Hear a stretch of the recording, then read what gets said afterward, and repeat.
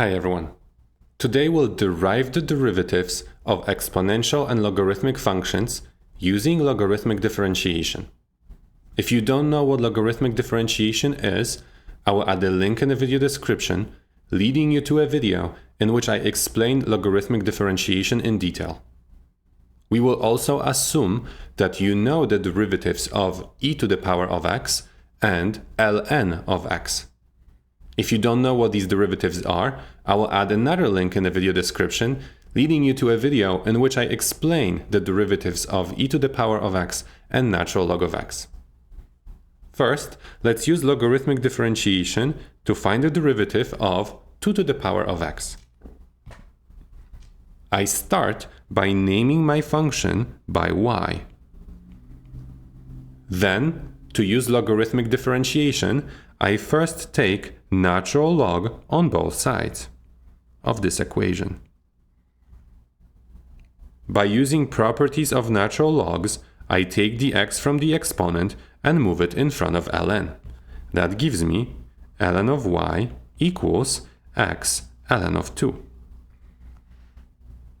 Because I need to find the derivative, now I take the derivative on both sides of this equation with respect to x, using implicit differentiation.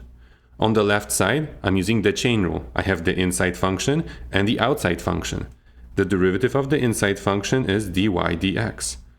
The derivative of the outside function, the derivative of ln, is 1 over x, but I am plugging in the inside function to it. On the right side, I have a number times a variable. So to take the derivative, I rewrite the number and take the derivative of the variable. Similarly, when you have 3x squared and you want to take the derivative, you rewrite the 3 and then you take the derivative of x squared.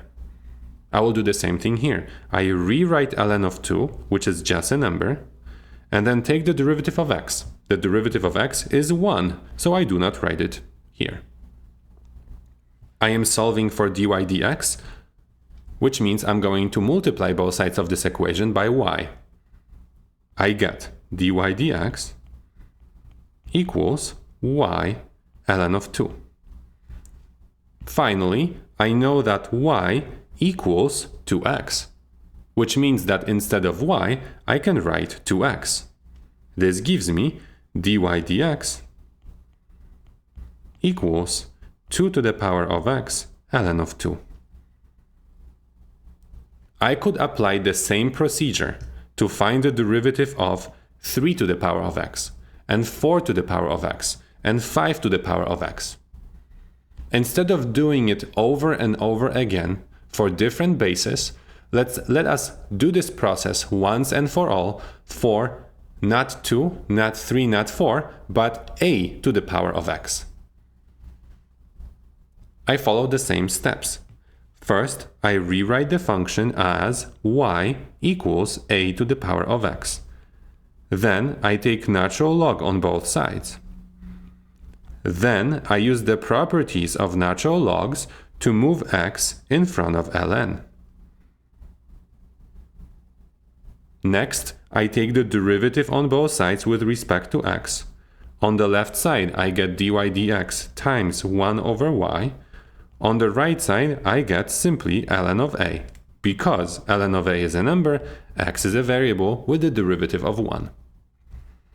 I multiply both sides of this equation by y, and I get dy dx equals y ln of a.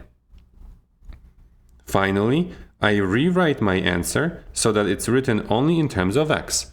Instead of y, I will write a to the power of x.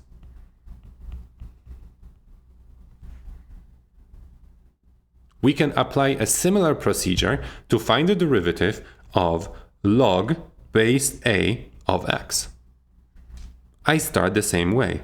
I name my function by y. Now I rewrite this in the form of an exponent. I know that this means that a to the power of y equals x. A to the power of y equals x. And if you don't know where this came from, ask yourself, what is log base 2 of 8? Well, that is 3 because 2 to the power of 3 is 8. Similarly, log base 3 of 9 is 2 because 3 to the power of 2 is 9. If I apply the same logic to the equation on the right side, I get a to the power of y equals x, which is exactly what I wrote here. Then I take natural log on both sides, use properties of natural logs to move y in front of ln. Then I take the derivative on both sides with respect to x, and I get, on the left side, I rewrite the number, and then I take the derivative of y. That gives me ln of a times the derivative of y with respect to x. I must remember that y is a function of x. On the right side, the derivative of ln of x is just 1 over x. X is just a variable here, so I simply take the derivative without applying the chain rule. To solve for dy dx, I divide both sides by ln of a. That will give me dy dx equal to 1 over x times 1 over ln of a. We found two derivative formulas. The derivative of a to the power of x is a to the power of x ln of a. The derivative of log base a of x is 1 over x times 1 over ln of a. I wrote those two formulas we found in the table below.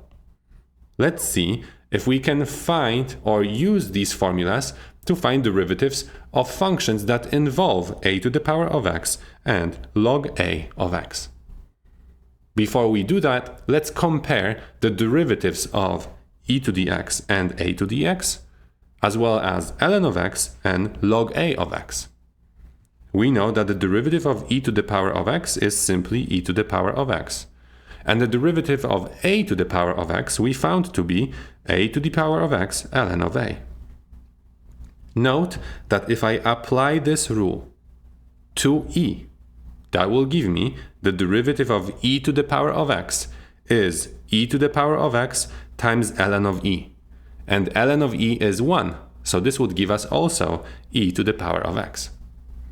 On the right side, the derivative of ln of x is 1 over x. We just found that the derivative of log a of x is 1 over x times 1 over ln of a. Note that if I apply this rule to the natural log, I will get 1 over x times 1 over ln of e. Again, ln of e is 1, so this term disappears and gives me 1 over x. Let's apply these formulas to a few examples. If you would like to try these examples on your own first, stop the video now and download these notes using the link in the video description. In part A, I apply the rule and I get that the derivative of 7 to the power of x is 7 to the power of x ln of 7. In part B, I must use the chain rule. The inside function is sine of x. The derivative of that is cosine of x. I multiply it by the derivative of 4 to the power of x. I know that the derivative of 4 to the power of x is 4 to the power of x ln of 4. However, I must plug in inside function to it. So instead of that x, I will have sine of x. So that will give me 4 sine of x ln of 4. In part C, I must use the product rule. I have a function times another function. First, I take the derivative of the first function, that gives me e to the power of x. I multiply it by the second function, 10x to the second power, and add to it the first function multiplied by the derivative of the second function. The derivative of the second function uses the chain rule. The derivative of x squared is 2x. The derivative of 10 to some power is 10 to that power ln of 10. Part D is a straightforward application of the first rule. And I get that the log of base 5 of x is 1 over x times 1 over ln of 5. Part E is similar, but now I apply the chain rule. First, I take the derivative of the inside function. That gives me 4x to the third power. And then I apply the formula for the log base 9 of x. But instead of using x, I will use x to the fourth plus 2 after taking the derivative. So I will get 1 over, and instead of x, I have x to the fourth plus 2 times 1 over ln of 9. Finally, in part F, I have a composition of 3 functions. I have sine of x, log, and square root. Let's take derivatives one by one. First, the derivative of sine is cosine. Then the derivative of log is 1 over whatever was inside of log times 1 over ln of 3. Finally, I multiply this by the derivative of the most outside function. The derivative of square root is 1/2 whatever was inside of the square root log 3 of sine of x. Everything to the power -1/2. And I did not simplify these expressions because I wanted you to see where the derivatives came from.